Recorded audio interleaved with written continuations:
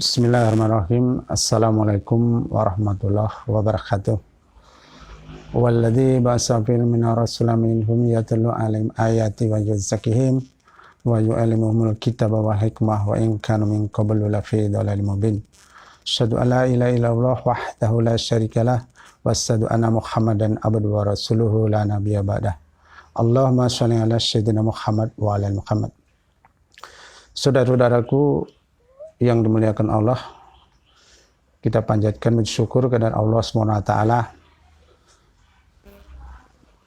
sehingga pada hari ini kita masih diberikan kesempatan untuk melaksanakan ibadah puasa di bulan Ramadan ini, dan salawat dan salam semoga selalu tercurahkan kepada baginda Rasulullah SAW.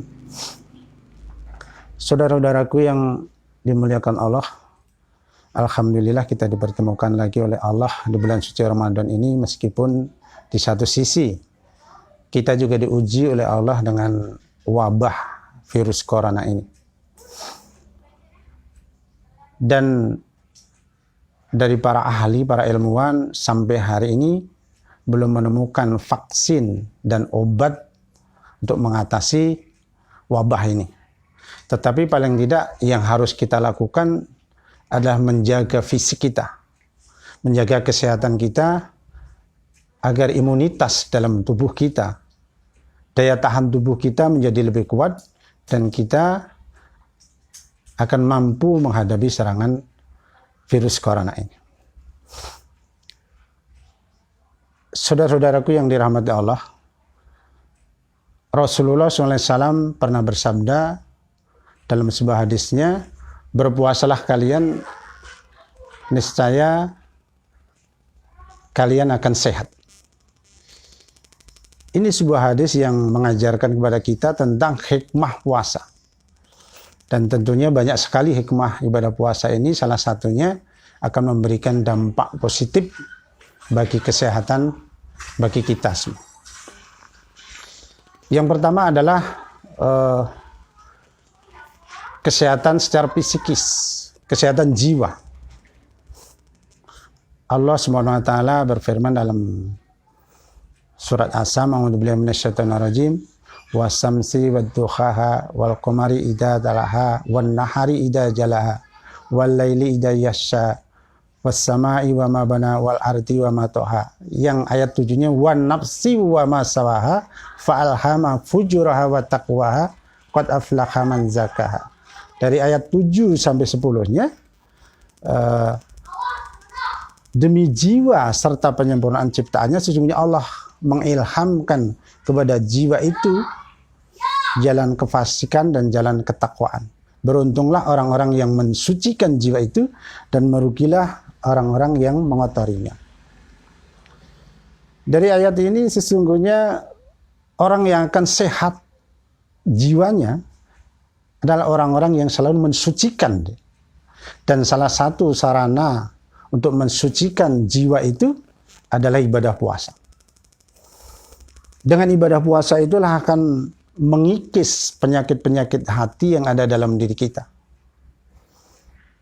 Seperti mudah marah, iri, dengki, sombong, rakus, dan semua penyakit-penyakit hati itu akan bisa dikikis dengan ibadah puasa ini. Saudara-saudaraku yang dirahmati Allah, bahkan ketika kita mampu membersihkan jiwa kita, mampu membersihkan hati kita, kita akan memperoleh sebuah ketenangan, sebuah ketentraman. Kita tidak galau, tidak panik yang berlebihan, tidak mengalami ketakutan yang berlebihan menghadapi musibah ini.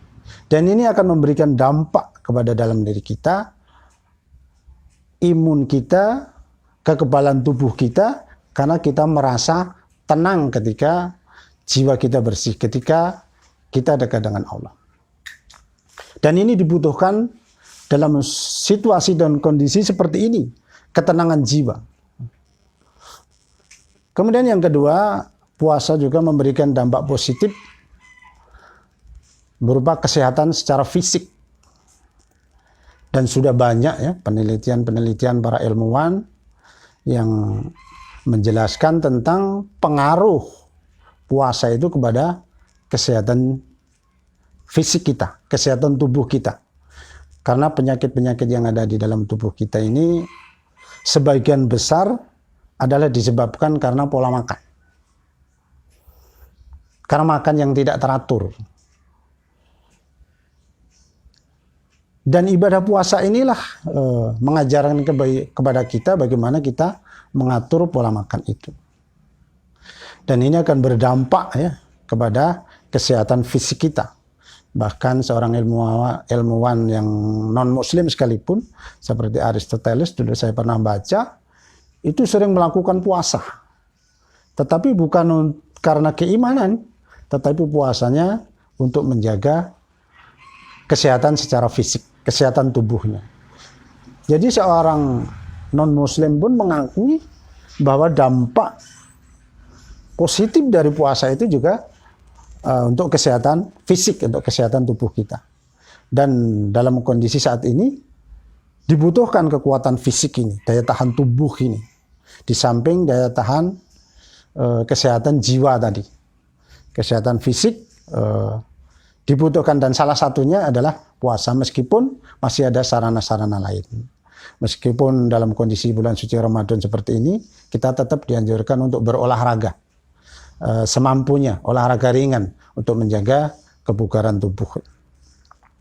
Bahkan sesungguhnya puasa ini juga memberikan dampak positif tentang kesehatan keuangan. Karena dengan puasa secara logika belanja kita menjadi menurun, menjadi berkurang. Meskipun kadang-kadang ada sebuah ironi, orang yang berpuasa tetapi anggaran belanjanya meningkat. Nah ini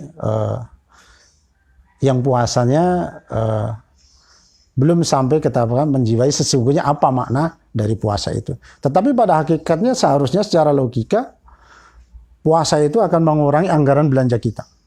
Dan dalam kondisi seperti ini, orang-orang yang akan mampu bertahan menghadapi musibah ini adalah orang-orang yang mampu memanage keuangannya, mampu memanage anggarannya. Karena dampak ini bukan hanya kepada fisik, tetapi juga akibatnya berdampak kepada ekonomi. Dan ini dibutuhkan. Dibutuhkan kita memanage ekonomi kita. Momentum puasa inilah, momentum Ramadan inilah, kita diajarkan oleh Allah dan Rasul-Nya tentang bagaimana kita memanage keuangan itu. Syukur-syukur alhamdulillah, kata dengan penghematan belanja kita, sisa dari penghematan itu kita bisa membantu saudara-saudara kita yang sedang menghadapi dampak dari wabah ini. Dan tentunya banyak sekali saudara-saudara kita yang terdampak dari musibah ini. Dan inilah di bulan suci Ramadan ini dan ibadah puasa ini menjadikan sebuah momentum kepada kita semua untuk mengevaluasi dari diri, memuhasabah diri kita, bagaimana gaya hidup kita, bagaimana pola hidup kita, tentang menjaga kesehatan, juga tentang indahnya berbagi. Saudara-saudaraku, kaum muslimin rahimakumullah, kita berdoa kepada Allah, mudah-mudahan dengan musibah ini, dengan wabah corona ini, kita ditegur oleh Allah, diingatkan kembali oleh Allah, agar kita segera kembali kepada Allah. Dan kita berdoa mudah-mudahan justru ini membuat kita lebih empati kepada saudara-saudara kita, kepada tetangga kita, kepada orang yang membutuhkan pertolongan dari kita. Dan semoga Allah segera mengangkat musibah ini, dan musibah ini segera berlalu. Dan kita semua, bangsa ini diselamatkan dari musibah corona ini. Saudara-saudaraku yang dimuliakan Allah, mungkin hanya ini yang bisa kami sampaikan. Mohon maaf atas segala kekurangan. Nasr minallahi wa fatkum qarib wa basyiril mu'minin. Wassalamualaikum warahmatullahi wabarakatuh.